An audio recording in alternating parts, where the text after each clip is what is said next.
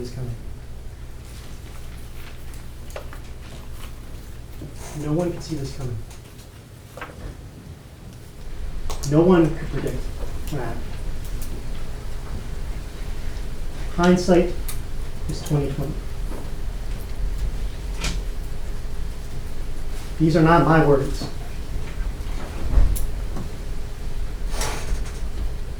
In the course of this trial, the evidence will show that these are the words of the staff and teachers who will hear from in this case.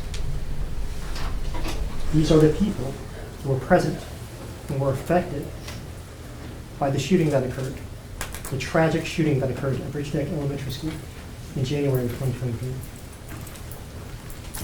These are the words of Dr. Ebony Parker's accusers.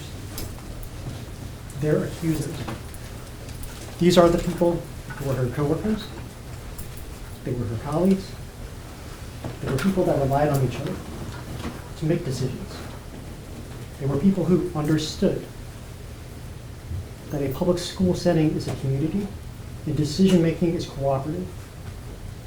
Although there is hierarchy, decision-making is collaborative. Those at the top, the so-called administration, depend on reliable subordinates, but they are equals. They are equals in the sense that everyone must exercise independent judgment and discretion. They need to use their minds. The world is a complicated place. There are no easy solutions. There are no simple stories. The law recognizes this. The law recognizes that there is such a thing as hindsight bias. Fine. Hindsight. Everyone's heard the phrase, hindsight is 2020.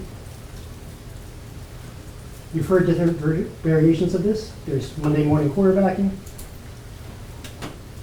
This is something that is embedded in the fabric of our life. It is common sense. It is also something that is a bedrock of our system of justice. The law knows that it is unfair. It is fundamentally unfair to judge another person's decisions based on stuff that came up after the fact. We all know this. We don't need a law textbook to tell us this. We know it in here, we know it in here. And guess what? That is Virginia law as well. The law requires you to examine people's decisions at the time that they make them, in light of the information that they had. Why would the law do that? Because that's how people make decisions. None of us, no one sitting here, not me, not anyone in this courtroom, makes a decision with the benefit of hindsight. And that's a hard thing to get past.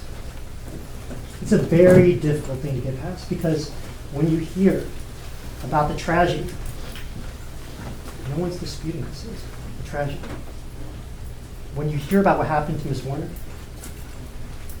we know this is tragic. We know this should not have happened. But you will hear from Dr. Parker's former coworkers, her associates, her former confidants. They will tell you this evening. They will tell you what they did. They told law enforcement. They told investigators. They told numerous people after the fact. No one could have predicted this. No one could have seen this coming. No one could have imagined that a 6-year-old first grade student would bring a firearm into an elementary school and shoot their own teacher. And this isn't like speculation. This isn't something that a lawyer is making up. You will hear it from your own witnesses. You will see it with your own eyes. You will see surveillance. You will see video testimony. You will hear from experts. And you'll be able to judge for yourself whether or not this was foreseeable. That's the heart of this case. But as everything in law, it's always a little complicated. Nothing simple. And what I mean is this. There's at least 2 or 3 unusual aspects of this case. I told you that the law recognizes that people make decisions in the moment. You can't judge them with stuff they didn't know at the time, with the benefit of hindsight. You don't judge it based on because this tragedy happened, it was terrible, it was a horrible outcome, therefore someone needs to be held accountable. That is not how the law works. And even if you decided, when you hear some of this testimony, you think to yourselves, I would have made a different decision. I would have made a different call. That's not the standard either. It is difficult, I know. But you were selected. You sat through that painful selection process all yesterday. That was for a reason. You were selected for a significant special purpose. It's because you were selected because you can be fair, you can be impartial, you can be unbiased, and you can view the facts of this case like no one's looked at it before. You talked about voir dire, the fancy word for jury selection, all the media coverage, all that's been going on. We're in a court of law now. We're in a court of law now. And that's when you get to hear the facts. That's when you get to hear from the witnesses themselves who will have to come and sit in that stand and look at Dr. Parker and face her and confront her. And say to her face that this was foreseeable.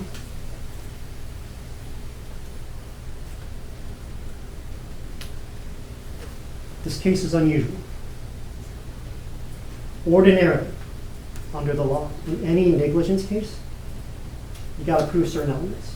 That's always true. Elements are the bits and pieces that make up a claim. They got to prove that Dr. Parker owed these people a legal duty, that they breached that duty, that they caused Ms. Werner's injuries, and they can establish the damages. That's true of any negligence case. One thing that will be hard to grapple with in this case, and I know, and I want to give you a preview now. When it comes to a legal duty, usually the question is easy. You just look up in a law textbook, you look in the code, it's written down someplace, and it says, the law requires you to do this. The law requires you to do that. The law requires you to not do this, not do that. It's written in black and white. And if we had that type of case, this would be much easier. We don't have that type of case. This is a case where the plaintiff has alleged that my client has assumed a duty. Assumed a duty, meaning that under Virginia law, even if the law does not impose an obligation on you to do something, even if it's not written down somewhere in a book that says Mr. Hogan has to do this or that, sometimes you can volunteer for it. You can raise your hand and say, I'm taking on that legal duty. I'm taking on this obligation to do something that the law doesn't require. It may seem crazy, but that's what it is. That's how it works. And you're required to apply that law.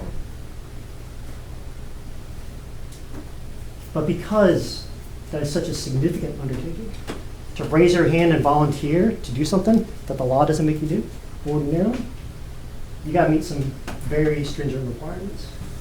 And you'll hear about that. The court will give you instructions in the law, will give you guidance. We'll come back up here and explain it the best we can. But what it comes down to is in a case like this, where there is a 6-year-old child, something so unusual, and you'll hear the testimony will establish this is not an everyday occurrence. In fact, it is virtually unprecedented. In a case like this, where it is done by when someone suffers harm due to somebody else pulling the trigger of a gun, that is third-party criminal harm. That is third-party intentional harm. Your Honor, I hate to do this, but I have an objection at this point. State your objection.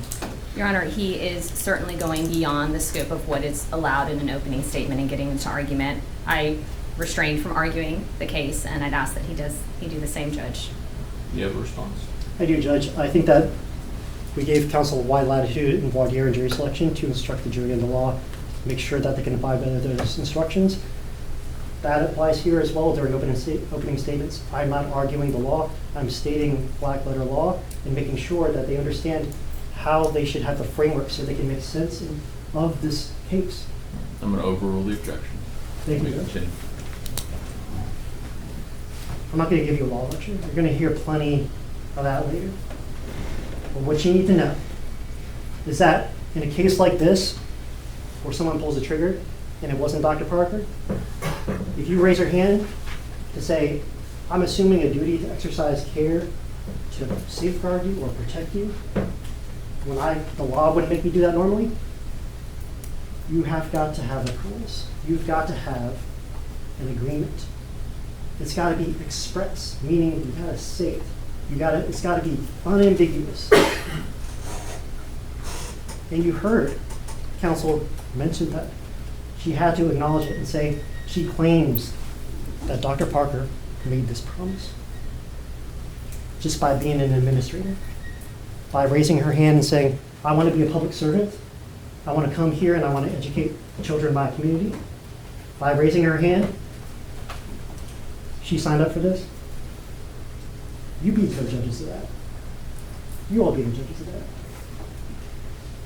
The other unusual thing about this case is that ordinarily, the standard is the reasonable person standard. What that means is when you're figuring out when somebody makes a decision or not, you gotta decide, okay, was this a violation of the law or not? Are they liable? The way you assess that is from a reasonable person standard. You just imagine what would an objectively reasonable person do given the information the defendant had. In this case, we got to go beyond that. For them to prevail, for them to recover, they need to establish gross negligence. That means that even if it was reasonably foreseeable, even if Dr. Parker or any other defendant in this type of situation should have known or should have known what was going to happen, that's not sufficient here. They need to show gross negligence, and what that boils down to is indifference. Indifference, not inadequacy. That is what you need to remember. Remember that as you're listening to the evidence. Indifference, not inadequacy. What that means is if you hear the evidence, we come back up here at the end, and you're thinking to yourself, I would have made different decisions. I don't agree with what happened here. It's not the standard. They need to establish indifference. They have to establish that our client, Dr. Parker, exercised not even the slightest degree of care. If the evidence shows after everything shakes out, and you decide and you consider it, and you come to the conclusion and you think, look, I would have made different decisions, but you can see the evidence establishes that she exercised some degree of care, she did something, even if it turned out to be insufficient.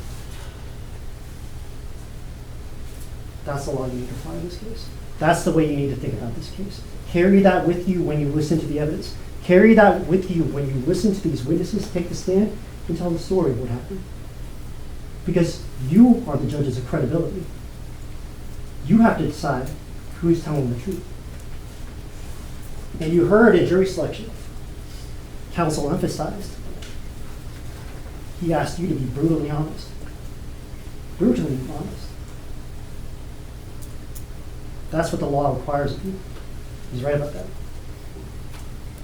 Ask if these witnesses are being brutally honest.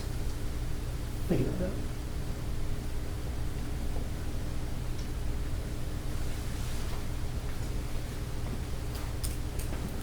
The last thing that you should know about this case, that you should consider as you're listening to all these witnesses take the stand, is that there's another duty we got to talk about. Every person under Virginia law has a duty to exercise reasonable care for their own safety. It's common sense. Just like how hindsight is common sense, The law knows that. The law accounts for it and says that should be the law. You've got a duty to exercise reasonable care for your own safety. And what you're going to hear in this case is evidence that will give you pause. Counsel asks you to think about every time Dr. Parker had to make a decision. I want you to think about every time Abby Zwerner had to make a decision. Think about that. Is she being brutally honest? It's a hard thing to do.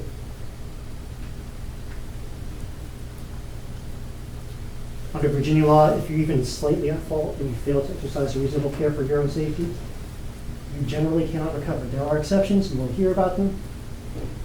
I'm not here to lecture you on the law, but you need to know this. You need to know this to understand the story you're going to hear, because this story hasn't been told for real before.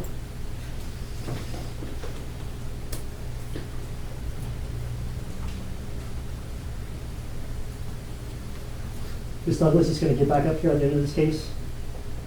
She's going to ask you to hold true to the promises you made during jury selection, that you will follow the law, that you will listen carefully to the evidence, you will weigh it, and you will come to a judgment.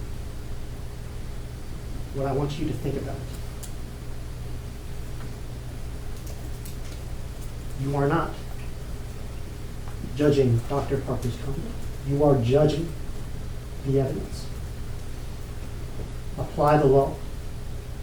Think carefully and ask yourselves, is it really foreseeable that a 6-year-old child would shoot their own teacher? Is that reasonably foreseeable? Was Dr. Parker indifferent? Did she fail to exercise at least some degree of care, even if it didn't work out? Did Abby Zwerner fail to take steps for her own safety? That's what you got to think about. Those are hard questions. Think carefully. You get one shot at this case. In jury selection, counsel talked about one of your roles. Your roles is like assessing the value of a diamond. Like it's a prize. There's a cash reward at the end of this case. You gotta assess it. This is not the Antiques Roadshow. This is a court of law. You assess witness credibility, which will be decided in the crucible of court. You will look at them. You will decide. You are deciding people's lives or careers. That is what is at stake. It is not a diamond. Apply the law. Trust your instincts.